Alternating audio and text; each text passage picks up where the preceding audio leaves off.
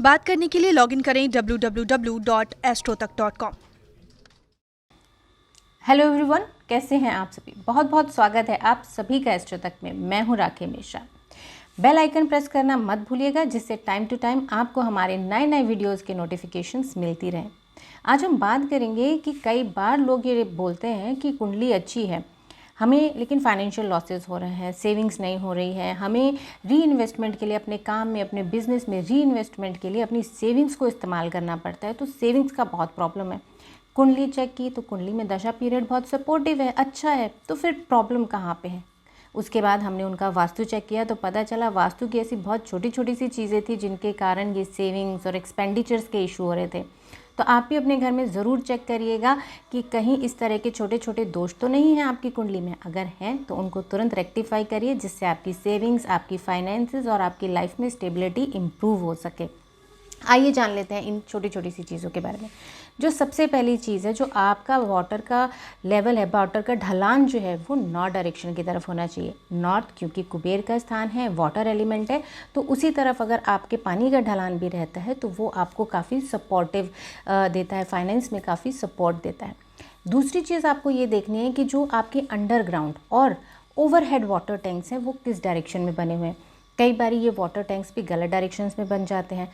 लोग north east में overhead water tank बना लेते हैं और साउथ वेस्ट में उनके अंडरग्राउंड वाटर टैंक्स बन जाते हैं। जिस भी घर में इस तरीके से नॉर्थ ईस्ट में ओवरहेड और साउथ वेस्ट या साउथ के डायरेक्शन में अंडरग्राउंड वाटर टैंक बनते हैं, वहाँ पे भी अधिकतर हमने देखा है कि फाइनेंशियल लॉसेस होते हैं, इनकम से ज़्यादा एक्सपेंडिचर्स होते हैं, या फिर सेविंग्स तो बिल्कुल भी नहीं होती, बहुत कम सेविंग्स होती हैं। तो इन चीज़ों का वाटर एलिमेंट का ध्यान देना आपके फाइनेंसेस के लिए, आपके सेविंग्स के लिए बहुत इंपॉर्टेंट है। इसके साथ ही हम बात करते हैं साउथ ईस्ट डायरेक्शन की। South east is the zone of fire, force की डायरेक्शन है। अगर इस डायरेक्शन में आपका कोई वास्तु दोष है या फिर कोई वाटर एलिमेंट है, आपका कोई टैप है, तो वो भी आपकी जो फायर, आपका जो फोर्स एनर्जी है, आपको वो यूज़ नहीं करने देता। और अगर साउथ ईस्ट में आपका वाटर एलिमेंट है तो दोनों में से एक ही चीज़ वर्कआउट कर पाती है। तो इस कंडीशन में भी आपके सेविंग्स आपको नहीं मिलेंगे।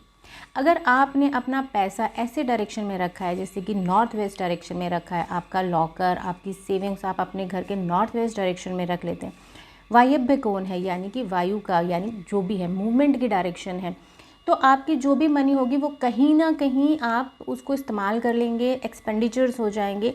समटाइम्स इट हैपन्स कि आप उसको इन्वेस्टमेंट के तौर पे भी खर्च करते हैं, लेकिन क्योंकि हमारे पास सेविंग्स का तो कोई जोन ठीक से बना नहीं है, नॉर्थ ईस्ट में भी प्रॉब्लम है, साउथ वेस्ट में भी प्रॉब्लम है, साउथ ईस्ट में भी प्रॉब्लम है, और उसके बाद हमने हमारी सेविंग्स, हमारा मनी जो है नॉर्थ वेस्ट में रख दिया है, तो वो इस्तेमाल तो हो रहा है लेकिन हमें सेविंग्स नहीं मिल रही हैं। तो इसलिए आपको इन चारों मेन डायरेक्शन, सब डायरेक्शंस का ध्यान देना बहुत ज़रूरी है दोस्तों।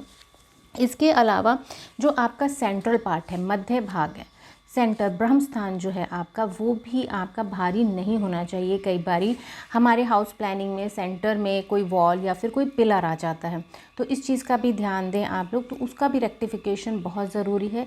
किसी अच्छे वास्तु कंसल्टेंट से इस चीज़ को ज़रूर रेक्टिफाई कराइए आप दोस्तों। इसके अलावा एक और बहुत महत्वपूर्ण चीज़ है, क्योंकि हमें जो डायरेक्शंस हैवी रखना है वो है south, south west, western sides, और जो हमें लाइट रखनी है वो है north, north east, eastern sides. अगर आपके घर में सीढ़ियाँ नॉर्थ ईस्ट डायरेक्शन में है, ईस्ट डायरेक्शन में है, या फिर नॉर्थ डायरेक्शन में है, तो इस कंडीशन में भी एक तो आपको मेंटल स्टेबिलिटी नहीं मिलेगी, आप हमेशा किसी न किसी चीज़ से परेशान रहेंगे, और दूसरा फाइनेंशियल स्टेबिलिटी भी आपके लाइफ में नहीं आएगी। मेहनत बहुत करेंगे लेकिन पैसा आपका बचेगा नहीं, सेविंग्स नहीं होंगी।